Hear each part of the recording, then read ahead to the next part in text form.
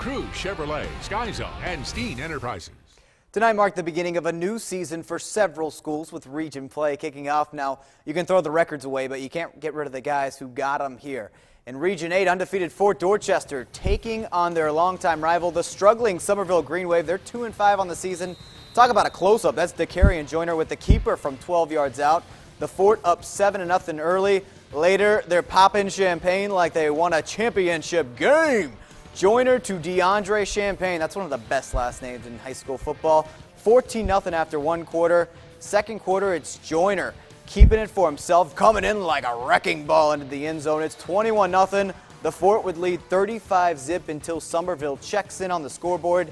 Sawyer Bridges gets the handoff, or actually gets the direct snap and keeps it himself. 35-7 at the half.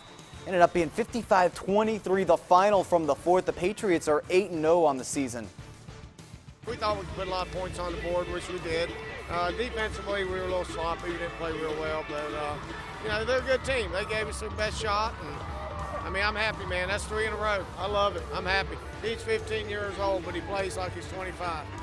He's just such a grown-up person, and the way he handles himself and handles his team. To be a leader at 15 years old is amazing, but he is. Another undefeated team from Region 8, Ashley Ridge, hosting Colleton County at John McKissick Memorial Stadium. Swamp Fox has had some problems with the snap tonight. Duncan gets the ball, but right after he's crushed. Ouch, that hurts. All right, later they're going to try to snap the ball again, and look what happens. Oh, he can't handle it. Who is this center? Come on. It's all right. It's not about how you start, it's how you finish, right? The Foxes end up with a field goal on this drive to take an early 3-0 lead. Then later, it's Colleton County's turn, all right?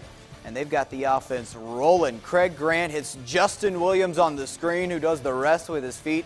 It's 7-3 right now, Colleton County on top. But the Swamp Foxes go on to pull off a dramatic win, competing a 57-yard pass on 4th down to take it 18-14 over Colleton County to stay undefeated.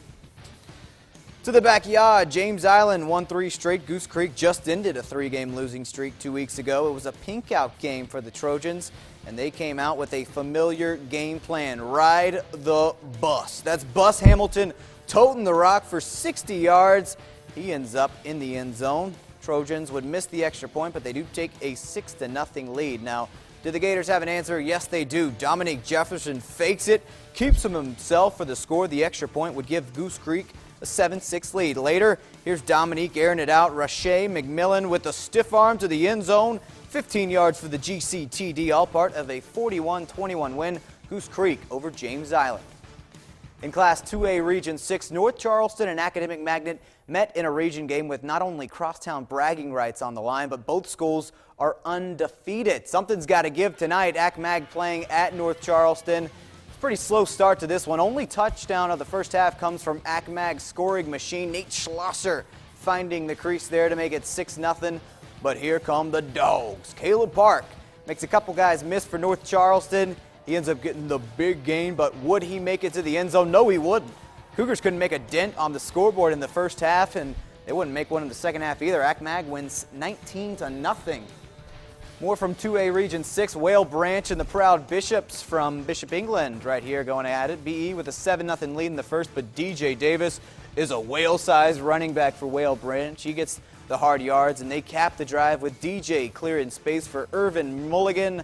Game tied at 7 now. Now the next drive for the Bishops, they're back in the red zone. Leo Albano fakes out everybody, including me. He dances in for the touchdown as Bishop England waltzes away with a 26-21 win. Now to Battery Creek visiting Garrett Academy. We pick it up in the third quarter. Falcons down 19-7 until Kenneth Jones with the English on that pass to Jaquan Wilson. It's 19-14. Don't call it a comeback just yet. They got to stop Battery Creek, and there is no stopping Alterrell Chapman. He puts the Creek ahead to stay 25-20 over Garrett Academy. Little skeeza-pleeza for you, as old Brendan Clark would say. Palmetto Christian Academy taking on Northwood. This game moved to Danny Jones Field. Here it is in the second half. Northwood up 25-zip. What can Brown do for you? That's Bernard Brown picking off the PCA signal caller. 2 plays later, it's Chris Collins to Cam Roberts, 32-0. That's your final score. Northwood beats Palmetto Christian Academy.